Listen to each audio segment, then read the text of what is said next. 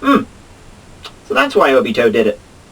Makes so much sense now. Oh, hi everybody! I'm Smart Tekking, and I'm going to be doing this review all by myself because the other guy, he just wasn't working out at all. So, anyway, this is Bleach chapter number 508, entitled...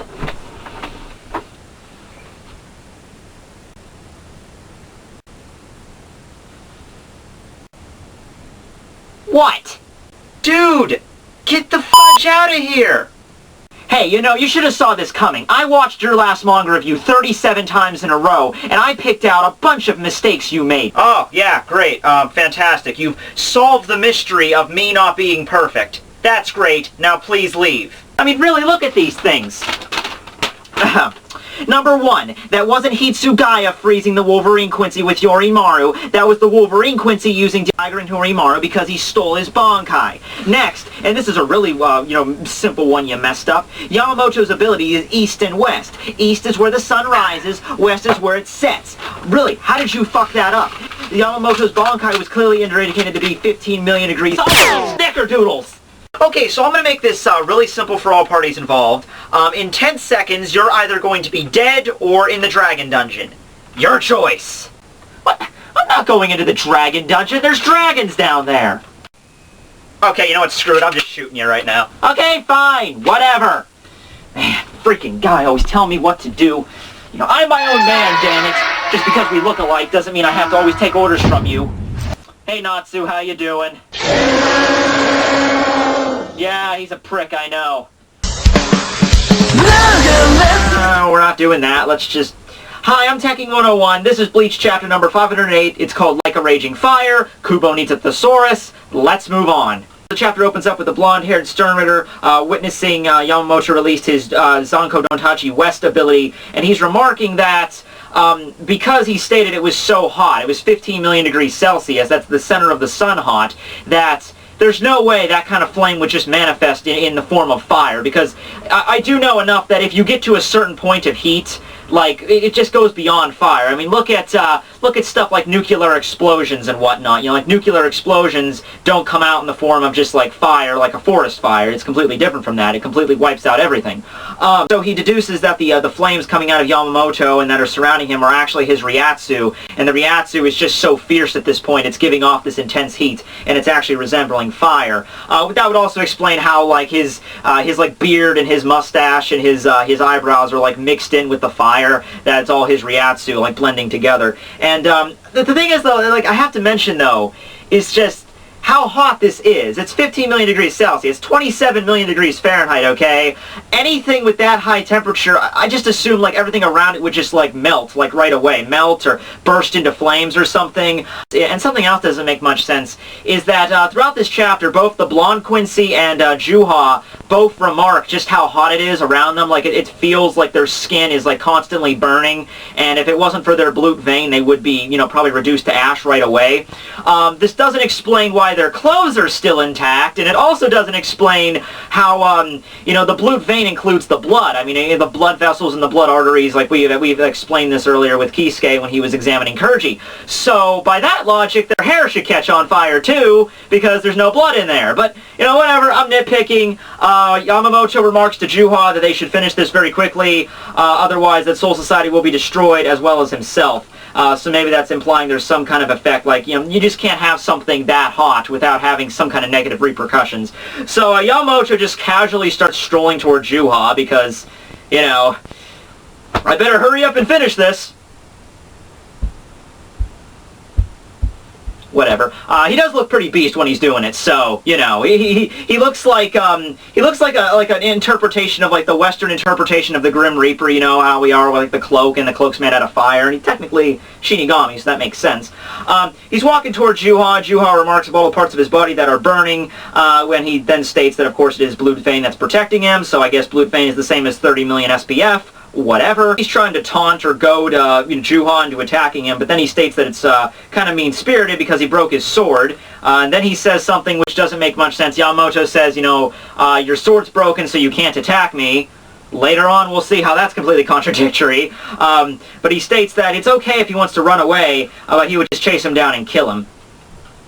So Juha manifests an arrow, kind of talisman kind of thing. It looks really similar to the thing Driscoll used against Shuhei earlier, and against what he killed Shojiro with, except it's a lot smaller. Manifests that out of nowhere, shoots it at Yamamoto. Yamamoto just, I'm not sure if it's his ability, his Bankai ability, does like whatever the sword touches just gets incinerated into plasma, or he just, blocked it himself, but in either case, the arrow didn't work. And then Yamamoto states that he is just left with arrows now, even though he just said that he can't attack him because the sword's broken. I mean, it doesn't really matter much, because from Yamamoto's perspective, he even pretty much flat out says it, nothing you can do can even hinder me at this point. I am so strong right now. I am like the sun incarnate. Anything you would throw at me is going to just get burned into ash in like a millisecond. So, it is getting a little like a high point of this chapter, just how kind of arrogant-ish Yamamoto is getting, which just makes it even more a claim that if his power were ever stopped, because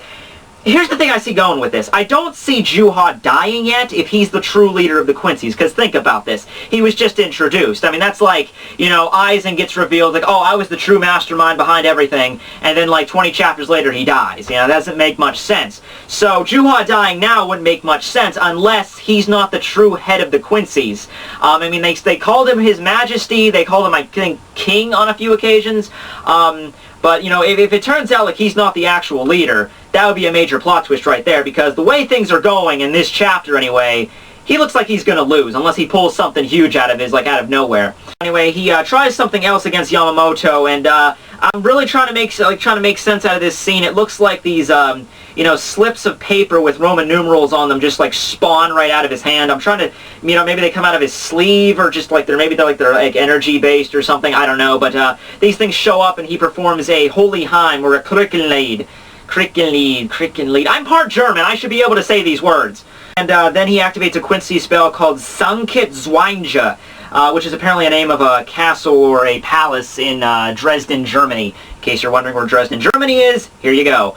So the spell creates kind of like I guess a temple, or like an area filled with like these Quincy symbols all over, like the crosses and like light pillars everywhere. And he states that this is like the strongest defensive Quincy spell, and if anyone steps into this area, the God of Light will be judged them. So I guess they get incinerated, or something like that. But considering Yamamoto is like the God of Flame at this point, then I don't think that's really going to have a problem with him. Something else I have to mention is, in case you're curious about this, the Quincy's do have some kind of spell system similar to the Shinigami's Kido. We saw Uryu use it a couple times when he was fighting against Sailaporo. He used an attack called Sprenga, and then when he used it, back when he was lost his power still, he used a couple abilities. I think Heizen was one, Gritz was another. So the Quincy's do have some kind of spell system, but we're not really sure exactly how it operates. If it operates the same as, Kido with like Reishi or anything, or if they're numbered or anything, but that's what this is in case you're curious. I usually would have, Smart Tekking explain this, but, he's kind of indisposed at the moment. You locked me in a dungeon! Yeah, eat me. Okay, so on the next page, last page of the chapter, actually, it was a pretty short one this week, Yamamoto restates the fact that that's not going to hinder him in any way, stabs his sword into the ground, recites a chant, and activates Zanka no Tachi South. Aha! Yes! I told you there was going to be a south and a north. I freaking told you! Okay, guys, okay, remember how when we saw Zombie Rukia, and I said that when I first saw Zombie Rukia, I just clapped at the screen because I was so happy that Kubo threw that in there. I mean, in that chapter, Zombie Rukia wasn't really necessary, but it was just, I just clapped because it showed like so much genuine effort for some reason. I don't know why. I just like zombies. This chapter, this page, that trumps that 10 times fold.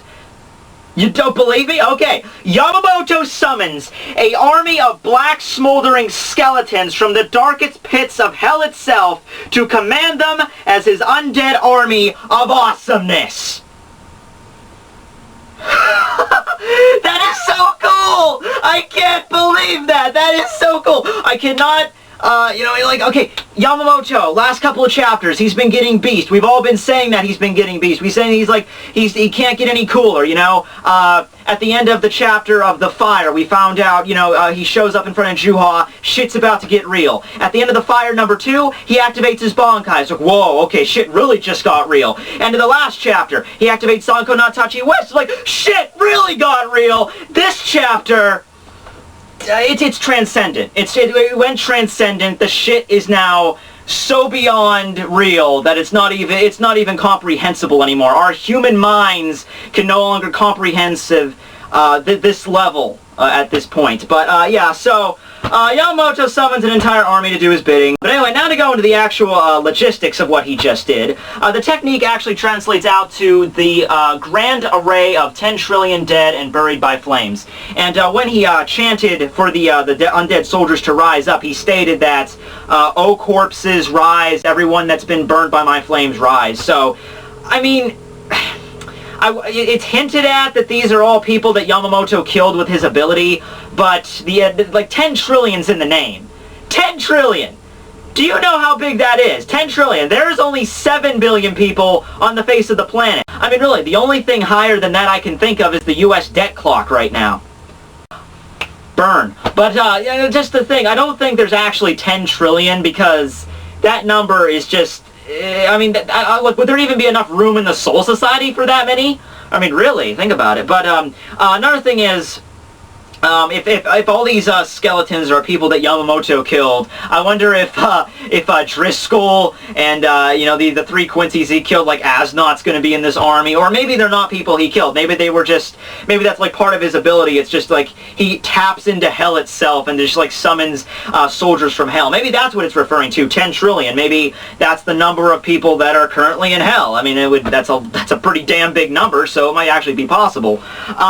Something else I just want to state was the spell that Juha used against him, the Light Palace thing. From the looks of the last chapter, it looks like it's being shattered to death by hell just being basically lifted up underneath Yamamoto's feet for him to control. Yeah. Oh, wait a minute. I think I finally got something here. Okay, so his first ability was Zanko no Tachi East, which meant the sun rise. His west ability was referring to the sun setting. The south ability is hell, or, summoning creatures from hell. So that means his north ability has to be, I don't know, a donut, I guess. I don't know. Oh, wait, no, it's probably something heaven-related or some kind of holy ability, I'm guessing. That's what I'm going to refer to this. I mean, you look at this page, probably the first thing you're going to think of is, hell or some kind of demon thing like that. But anyway, I've been raving about this last page a lot because basically this chapter was pretty, was pretty short. Not a lot of stuff really happened.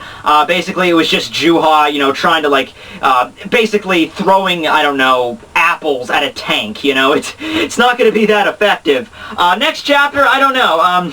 Last time I said, shit can't get much more real than this. We're cutting back to Hueco Mundo, and this chapter went beyond that, so I don't know. Maybe next chapter Yamamoto is just going to...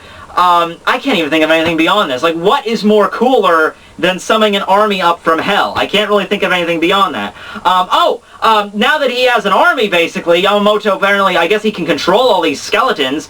Maybe he could send them off to different respective battles and fight there with the other, lend aid to all the other Shinigami that are in pain. Or maybe he can't control them in that way. I don't know. I can't exactly see, like Renji getting beaten down and then yeah, hold on, we got 1,000 skeletons coming to help you, Renji. But yeah, that's the end of the chapter right there. Thanks to everyone watching my video. I really think I'm pretty sure I didn't miss anything in this chapter because, once again, it was pretty short, it was pretty simplistic.